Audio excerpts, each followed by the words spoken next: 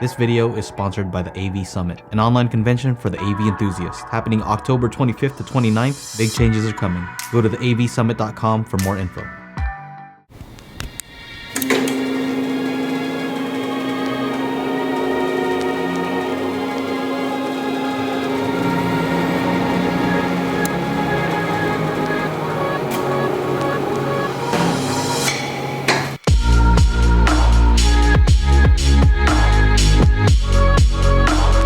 Hey, how's it going? This is Joe and Tell, and today I'm gonna be installing a BenQ V7050i brand new Ultra Short Throw Projector. I also have a brand new CLR screen from Elite Screens, so it's gonna go right over there, a 100-inch screen. Are you excited about that?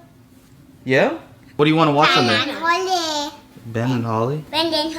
I don't want to put a projector up here and hanging off and do all the wiring.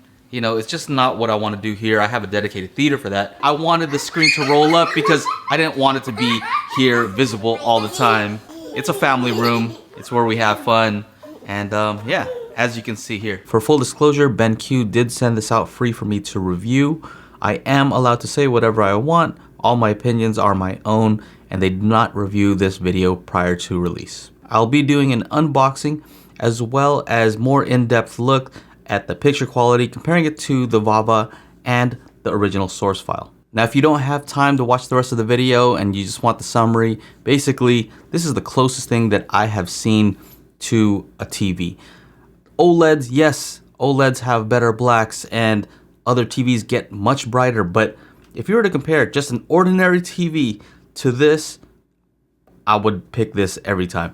I mean, the size, the picture quality, everything about it, yeah, I love it. Now, with the lights off, I'm just extremely impressed because of how bright it looks, the vibrance, and just the color accuracy, everything about it. I mean, I just can't stop raving about it, and it's hard for me to do this review without cussing because it's just that good. Where projectors have a hard time is with ambient light, and even worse with daylight coming in. And this doesn't have a problem with either, but the performance is not just the projector itself, it's also what type of screen that you use. In this case, I was using a CLR screen. I have another video on that, and I'll link to it down below. I am confident that this projector is bright enough to look good with pretty much any screen, but you will get the most out of it if you have a ceiling light rejection screen, a CLR screen. With that combination, I found that it was perfectly viewable during the day. No issue, I didn't have to close any blinds, nothing like that. So if you're planning on using this in a typical living room when you want to keep the lights on, or if lights coming through the window,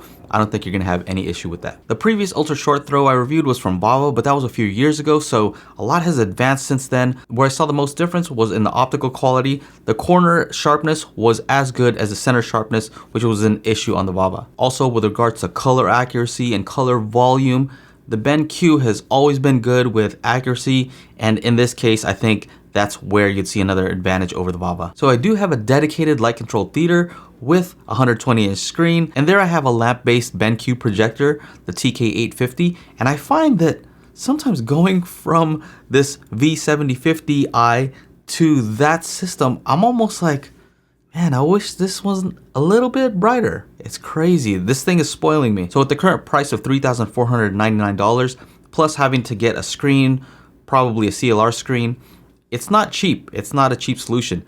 But what's the alternative if you want a 100 or 120-inch screen?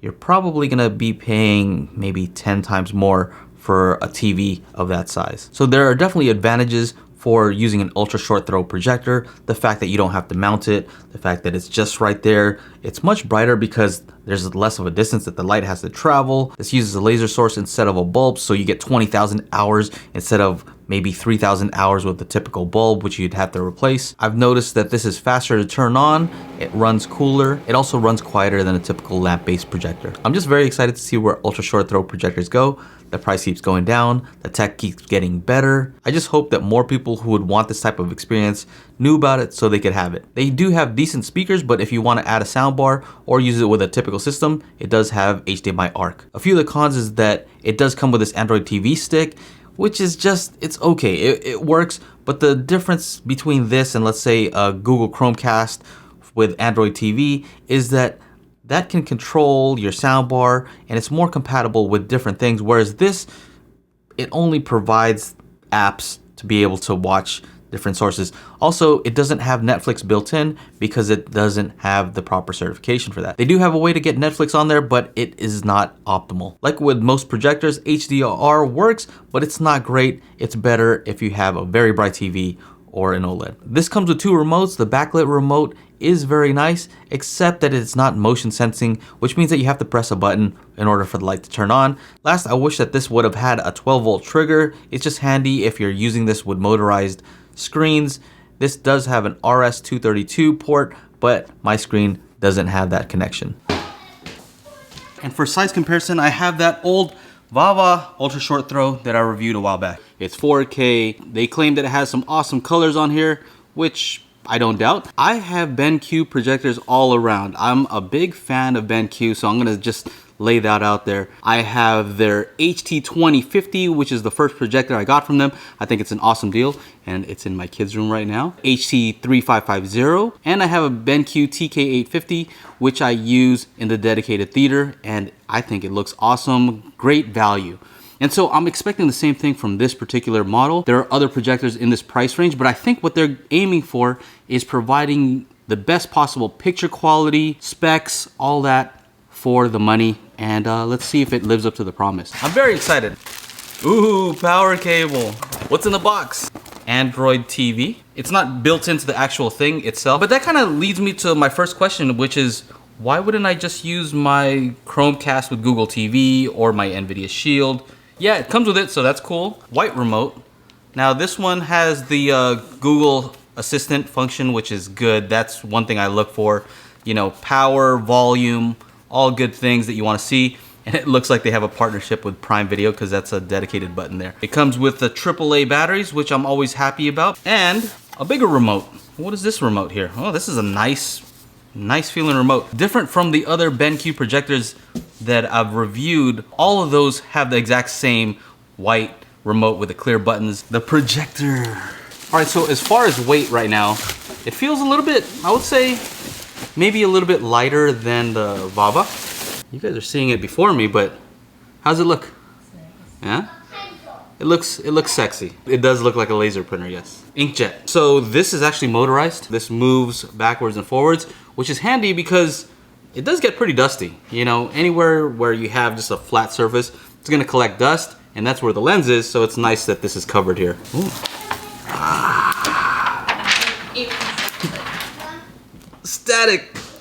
You got that? This is actually not a button here for the power. Powered by some Trovolo speakers. I've actually reviewed some different Trovolo speakers in the past. Taking a look at the sides here, kind of a nice sleek look with a blue accent. You see it has 2 USB ports. One is for the BenQ dongle, HDMI 1, and then HDMI 2 with audio return. So this is ARC. I'm not sure if that's eARC or ARC, but we'll find out in a second. And it has USB here, an RS-232 port, a SPDIF optical cable. Power here on the bottom, adjustments for the height. So the speakers are right here in front, and this is a nice mesh grill. On the bottom here, untighten these and you press down, and these pop out, and it lets you know the exact distance that the projector needs to be from the wall.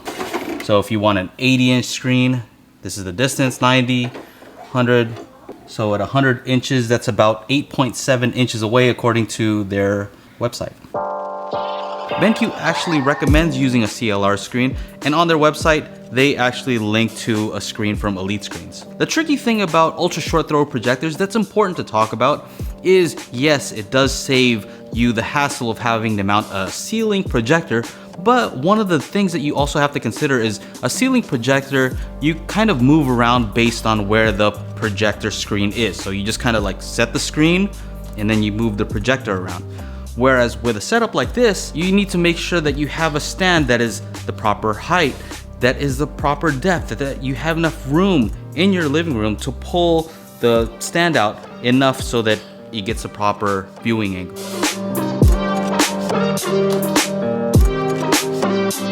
So I just pulled out the projector and put it in a place where you'd place it if you want a 100-inch screen. The front of this projector is 2 feet away from the back wall. So consider that for a second. If you're really considering ultra short throw, make sure you have enough space. So go get a tape measure, 2 feet from the back wall to the front of the projector, and your shelf has to go that far also, and make sure that you have enough space.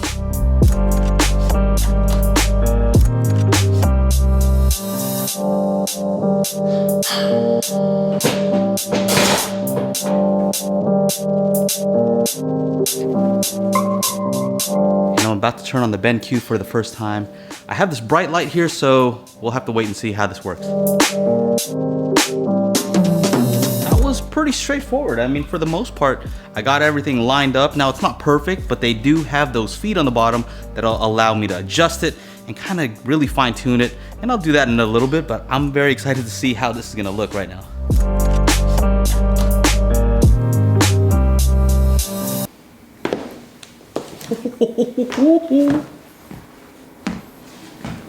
Let me turn this light off. Oh! Oh! How does it look? It's pretty cool.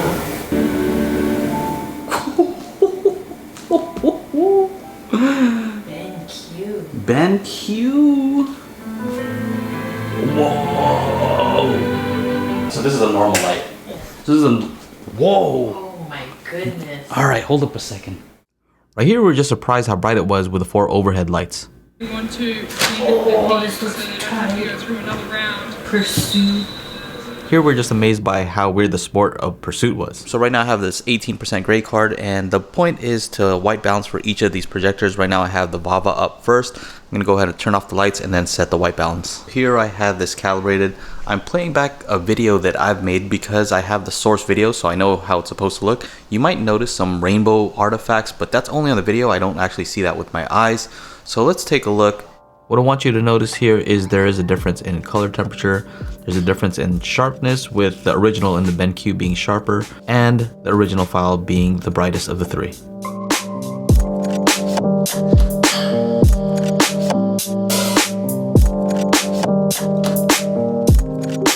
So by default, this does come in bright cinema mode. They all actually look pretty good, some more accurate, but less bright. The one thing I noticed about this versus some of the other projectors is that all the modes look good, whereas some other ones, you turn on the more accurate modes and it really loses a ton of light, whereas with this, it's still very viewable, especially when you have all the lights off. Here we have the source image.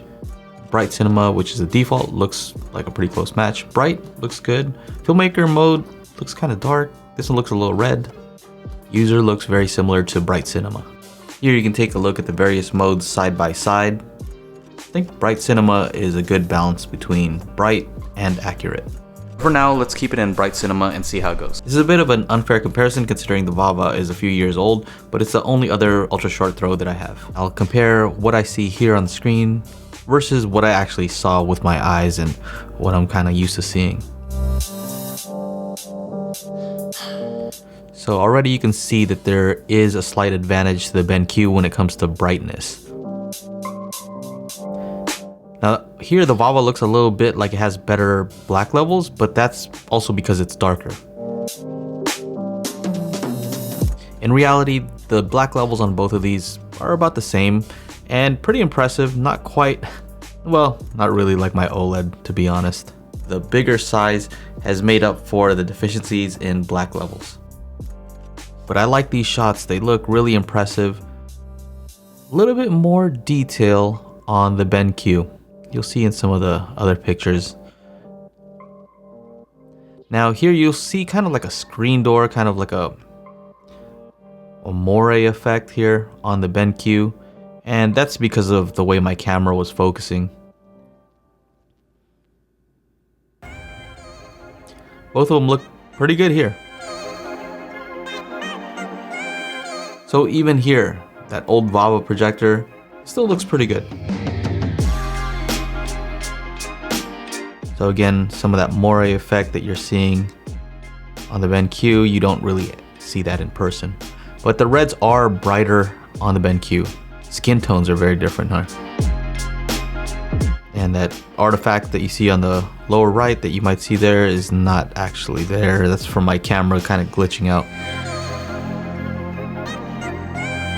They both look good here, just a little bit more sharpness on the BenQ. Right here, I want you to take a look at the upper left and the upper right corners and look at how much sharper the BenQ is at the corners. As you can tell, we're taking a look at a few different colors, reds, greens, yellows, and then blue.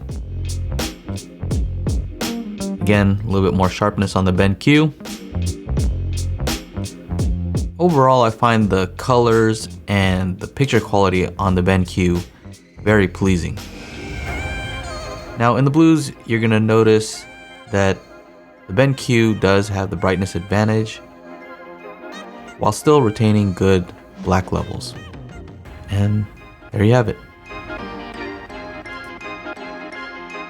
So I want to be fair in saying that the VAVA is a few years old, so it is using an older chip, and the optics just don't seem as good. As you'll see here, the corner sharpness is just, you know, you have to choose either the center sharpness or the corner sharpness, but one has to go, and let me just show you an example of that. So I did my best here on the VAVA to make sure that the corner is as sharp as possible, but from these pictures you can see that the VAVA just isn't as sharp in the corners as the BenQ. I also like the way that this remote looks, and unfortunately, I don't really have to use it too often unless I'm messing with the picture. Otherwise, there's no real need for this to power it on, power it off. Oh, what is that on the side? Key light. Oh, you can make it turn on. I just noticed that. These are meant to kind of just give you an idea of where to place this as far as distance from the wall. But I find that keeping them out and locked is very handy, because if I happen to move this, or if my kids happen to move this, it's very easy for me to get it back into the same spot because of those. So if you don't mind the way that it looks, which you can't see from the front,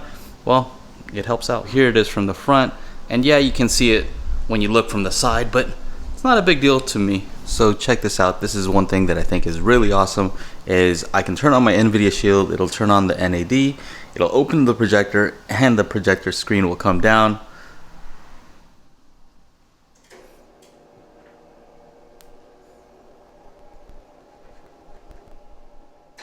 Now that's boss mode. So thank you for watching the video. I hope you enjoyed it and found it useful. If you did, make sure to like, subscribe, ring the bell to be notified when I upload new videos. Anyway, thank you, take care, bye-bye. And this video is so intense.